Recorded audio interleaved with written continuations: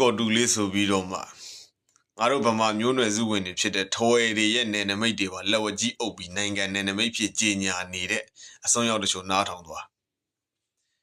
ပထွေးအားကိုပြီးတခင်အားရဂျွန်ဘားဝါတော့မလုတ်ချင်တဲ့မင်းတို့ပထွေးတွေပဲရင်မေးကြည့်အောင်ထော်ရည်ကိုထိလို့ရိုးရရားကိုငါကိုယ်တိုင်တက်တိုက်မယ်ဆိုတဲ့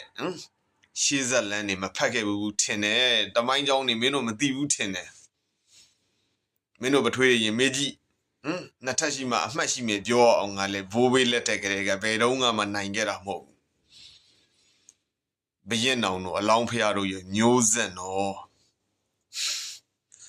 ကြည်ကြက်လောက်ကြ